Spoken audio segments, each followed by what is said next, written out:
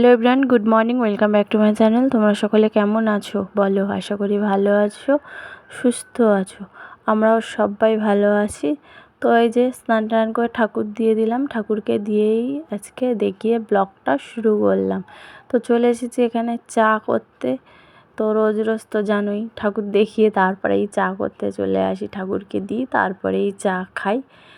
আর এবার চাটা হচ্ছে। আর রোজ রোজ যেন লিকার চা খেয়ে আর আমার ভালো লাগছে না। আমি কোনো দিন জানো তো বন্ধুরা লিকার চা খেতামই না, দুধ চা। তো এখন শরীরের জন্য লিকার চাই খেতে হবে। তো ভেবেছিলাম লিকার চা খাবোই না, দুধ চা যখন খেতে পারছি না লিকার চাও খাবো না। তাহলে কী করে হয় বলো, লিকার চা না খেলেও। তো চলো, আর আজকে তো সানডে, বলতে তো ভুলে গেছিলাম, একটু দেরি হয়ে গেল বলতে। তোমাদের দাদাভাই এই যে বসে আছে, ঘুম দিয়ে উঠে ব্রাশ করে চা খেতে বসে গেছে। এখনও বাসি লুঙ্গি টুঙ্গিও চেঞ্জ করেনি, করবে বললো। আমি আগে চা খেয়ে নিই, তারপর পটি টটি গিয়ে হাত পা দেবো। তো চা ফা খাওয়া হয়ে গেছে, চলে এসেছি এখন বিছানা গুছাতে। টিছানাগুলো গুছিয়ে নেবো, তারপরে যাব কিচেনে। আর এই যে এখন চলে এসেছি, এ দেখো দাদাভাই পরিষ্কার পরিচ্ছন্ন হয়ে এসছে, মানে স্নান টান করে এসছে। এবারে আমি দই আর মুড়ি বললাম কি টিফিন বানাও, বলছে গরমে বানাতে হবে না, দই মুড়ি খাচ্ছি। সবাই মিলে বসে গেছে। আর মাম্মাম তো মাম্মামের খাবার খাওয়া হয়ে গেছে, চুলটা আর বেঁধে দেওয়া হয়নি, খাইয়ে দিয়েছি আগে, বলে আমি খেয়ে নিই তারপর চুল টুলগুলো বেঁধে দেবো, কালকে কারে চুল বাঁধা রয়েছে। কুলারের সামনে দেখো কি করছে, এই প্যাম্পাসের প্যাকেটটা এলো, এই প্যাম্পাসের প্যাকেটটা নাকি ও পিটে নেবে। তো এবার খাওয়া দাওয়া কমপ্লিট হয়ে গেছে, চলে এসেছি। দাদাভাই এই যে বাজার থেকে চলেও এসেছে। বাজারে সেরকম যায় না, আমাদের এখানে পাড়ায় বসে, মাছ মাংস সবই বসে, ওখান থেকে নিয়ে এসে একটু চিংড়ি আনতে বলেছি, মোচা দিয়ে করবো। আর মাংস আনতে বারণ করেছিলাম, মাছ আনতেই বলেছিলাম, খেতে ইচ্ছা করছে না, তা পাইনি, মনে হয় নিয়ে আসেনি, অল্প করেই দেখছো, তাই মাংস এনেছে। তো চলো চিংড়ি দিয়ে মোচা দিয়ে করবো আজকে। আর বাকি চিংড়ি, অনেকটা চিংড়ি এনেছে না, অত চিংড়ি মোচায় দিলে শরীর খারাপ করবে, তাই খানিকটা চিংড়ি তুলে রেখে দিলাম। এই যে মোচা সেদ্ধ হয়ে গেছে, ওখানে চাল ভিজিয়ে রেখে দিয়েছি। এই যে মোচাটা বসাবো, আলু কেটে নিয়েছি, এই যে সব মশলা একসঙ্গে মিক্সারে পেস্ট করে নিয়েছি, কারণ মাংসয়ে যে মশলা দেবো এতেও দিতে হবে, মাংসে আদা রসুন সবই লাগে।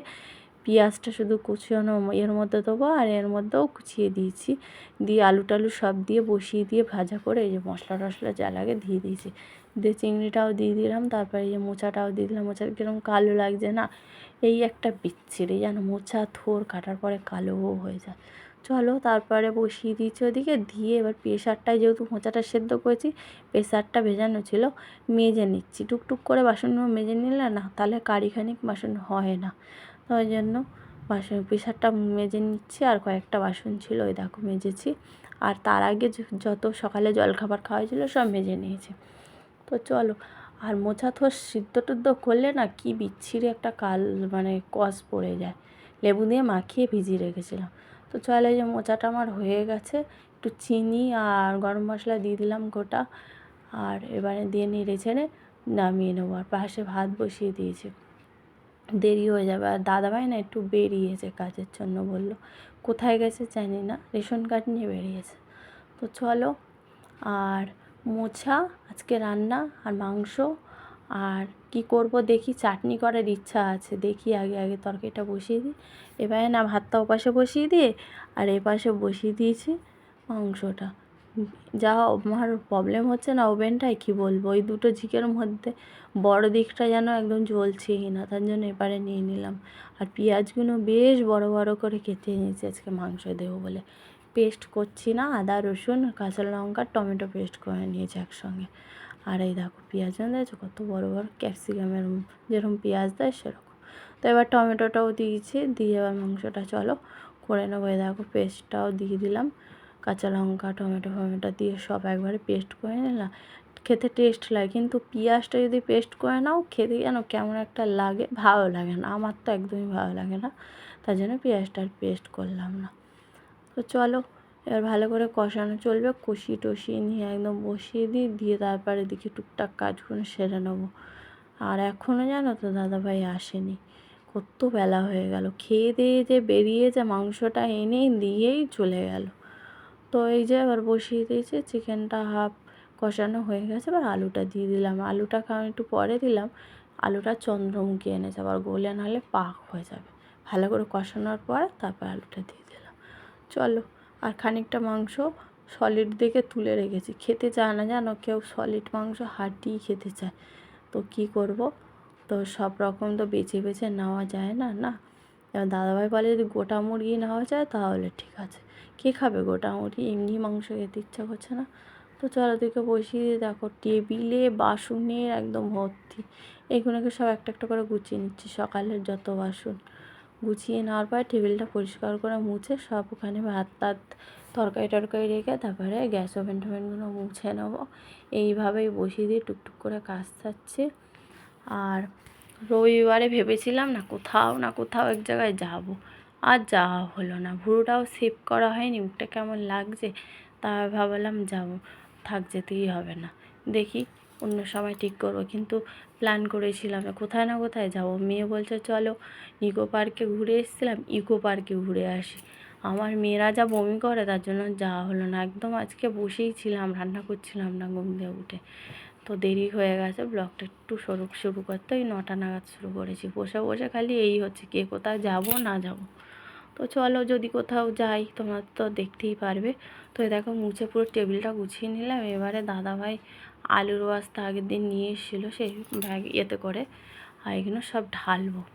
এর মধ্যে ঢেলে নিলাম, আলু পেঁয়াজ সব আছে, এগুলো এবার বেছে বেছে আমাকে আলাদা আলাদা করে গোছাতে হবে, বুঝেছো।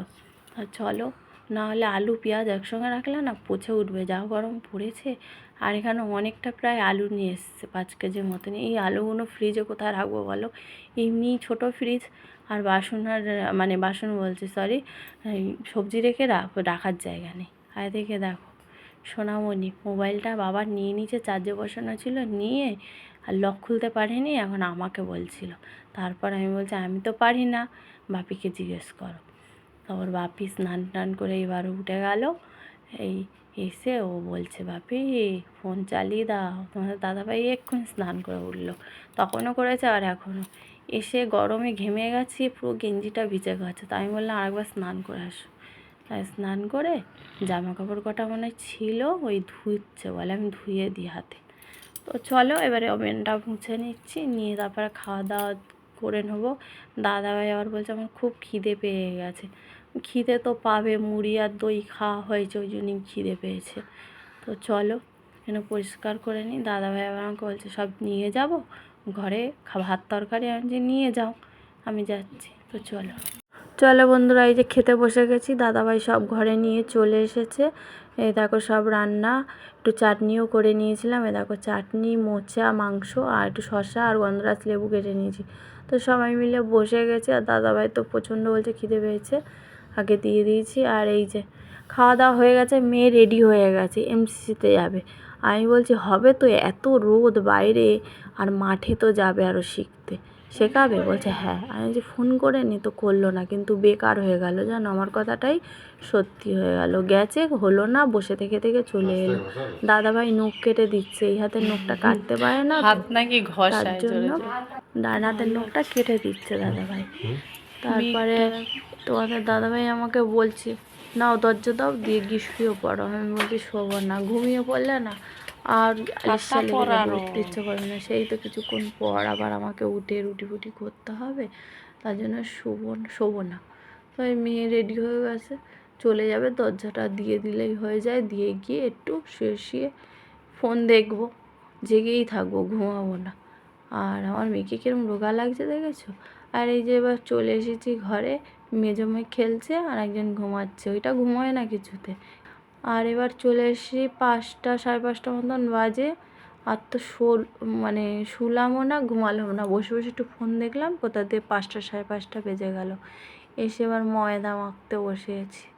আজকে না রুটি করবো, রুটি করি রোজ, আজকে আর রুটি করবো না, আজকে করব পরোটা। কারণ রবিবার আমি পরোটা নয় লুচি সকালবেলা করি, তো করা হয়নি, যেহেতু দই মুড়ি খাওয়া হয়েছে। তারপর ভাবলাম রোজ রুটি খাই, আছে রুটি করবো না, পরোটা বানিয়ে নেবো। তো চলো, পরোটা বানানোর জন্য তো তেল লাগবে, নুন তো এমনিই লাগে, নুন না দিলে তো কোনো জিনিসই স্বাদ আসে না। তো এই যে রিফাইন তেল দিয়ে দিচ্ছি, চলো ময়দাটা ভালো করে মেখে নিই। মেখে টেখে গুছিয়ে নিয়ে তারপরে পরোটা করে আবার আমাকে গা ধুতে হবে। গা ধুয়ে তারপরে সন্ধ্যা দেবো। কেন কিন্তু গা ধুইনি, দেখতেই পাচ্ছ সকালেরই নাইটিটা পরে আছি। চলো, ময়দা মাখতে বসে যেন আমার আজকে ভালোই লাগছিল না, আলিশা লাগছে, কি বিরক্তি লাগছে। আর দাদাভাইকে বলতেও পারছি না, দাদাভাই আবার মেখে নিয়ে ঘরে ঢুকেছে। রোদের থেকে এসে কষ্ট হয়ে গেছে, নাহলে বললেই মেখে দিত। আলিশা লাগছে বড্ড। আর এদিকে এই যে মাখা হয়ে গেছে, লেচি কাটছি আর দাদাভাই আর মেয়ের সাথে কথা বলছি। বলতে বলতে দেখো ধীরে ধীরে লেচি কাটছি। তো চলো, অবশেষে তো মাখা হয়েই গেছে। আর কতটা কি ভালো মাখতে পারি তো আমি নিজেই জানি, আর কি বলবো। আমার সেরকম একটা আমি না মাখতে পারি না, মানে তোমাদের দাদাভাই খুব ভালো ময়দাটা মাখতে পারে। আটা হলে যেমন তেমন, ময়দা তো ময়দাটা যেন মাখতে খুব কষ্ট হয়। চলো, এই যে পরোটা করবো, 3 কোনা আকারে করে নিয়েছি, নিয়ে পরোটাগুলো ভেজে নিই। আর সিলভারের চাটুটা আছে, সিলভারের চাটুটা করলে তো জানোই তো পুড়বে, তাই জন্য লোহার চাটুতেই করছি। লোহার চাটুটা দেখছি কেমন লাগছে না, পুরো কালো। লোহা তো কালো লাগবেই। এমনি পরোটা রুটি করতে করতে পুরো পুড়িয়েই দিয়েছি। আরও চেপে চেপে মাজবো, কি পাতলা হয়ে গেছে না, তার জন্য। আমার কিন্তু সিলভারের চাটু আছে। তো দাদাভাই অনেক সময় বলে সারাক্ষণ লোহার চাটুতে করো, সিলভারের চাটু তো করতে পারো। আমি মাজতে লাগে না, মাজতে তো আমাকেই হবে, কষ্ট করে আবার সেই তেল পুরি, মানে তেল ঘষে ঘষে মানে তেল ছিটেটাকে তুলতে হবে। আর পরোটা করতে গেলে এতে খুব সুবিধা হয়। রুটিটা করার সময় দাদাভাই বলে অন্তত করতে পারো ওই চাটুতে। আমার শরীরও ভালো না জানো তো, কড়াটা আমার রান্না করি সেটা পুড়ে গেছে, তাই মাজতে আমি পারি না ঠিকঠাক। চলো,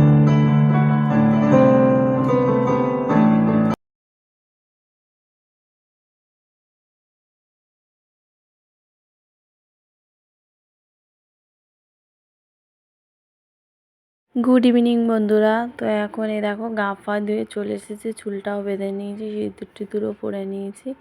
এইবারে যাব চা করতে। আর ভ্রুটা দেখো কি মোটা হয়ে গেছে, সেটাই দেখছি। ভাবছি যাব, তো যাওয়াই হচ্ছে না। আগে বেশ ভালো ছিল, যে বউটা আমার ফেসিয়াল করে দিত, ওই সেভ করে দিত বাড়িতে এসে, খুব ভালো। তো যেতে হতো না পার্লারে। এখন যেন ঝামেলা হয়ে গেছে, ও দেশে চলে গেছে তো এখান থেকে, আর এখন এখানে আসছেও না, তার জন্য আমাকে পার্লারে গিয়ে করতে হয়। তো এখন আর ফেসিয়াল টেসিয়াল করি না, ছেড়ে দিয়েছি, শুধু ভুঁড়িটাই সেভ করি। আর এবারে চলে এসেছি চা করতে, চা খাবো। দাদাভাই বলছে একটু চা করো, বেরোবো বাইরে, তো এই জন্য চা করতে চলে এসেছি। আর একটু মুড়ি মাখবো, খিদে পেয়েছি একটু। এবার আগের দিন মেয়েকে বলেছি, বড় মেয়েকে, জানিস তো তেল দিয়ে মুড়ি মেখেছি, হেভি লাগছিল। আরও বলছে তাই, আমি নেই তাই তোমরা খাচ্ছ। আমি ঠিক আছে, রবিবার দিন থাকবি তো মেখে দেবো। তো ওই জন্য পেঁয়াজ, টমেটো, শসা, কাঁচা লঙ্কা, চানাচুর দিয়ে আমতেলটা মেখে নিয়েছি। আর এখানে যে চাটাও ছেঁকে নিয়েছি। আর একটু বিস্কুট নিয়ে নিয়েছি, আমি খাবো বলে আমার জন্যই নিয়েছি। আর এক জায়গায় মুড়ি মেখে নিয়েছি, সবাই মিলেই খাবো। তো মেজোমেয়েকে আর চা দিলাম না, যেহেতু সকালে দিয়েছি, এখন আর দিলাম না, আমাদের 3 জনের জন্যই নিয়েছি। তো চলো, এখন যাচ্ছি, এই যে মেয়েদেরকে ডাকছি আয় এই ঘরে, তো চলে গেলাম। তো চলো এবার চা খেয়ে নেবো। আর চাটা খেয়ে নিয়ে আবার দাদাভাই তো যাবে বললো বাজারে, তো এই জন্য এই দেখো চা খেতে বসে গেছি। তাহলে চলো আজকের ব্লগটা এখানে রাখছি, নেক্সট ব্লগে দেখা হবে। তোমরা সকালে ভালো থাকবে, সুস্থ থাকবে। সবাইকে বলি টাটা, বাই, সি ইউ।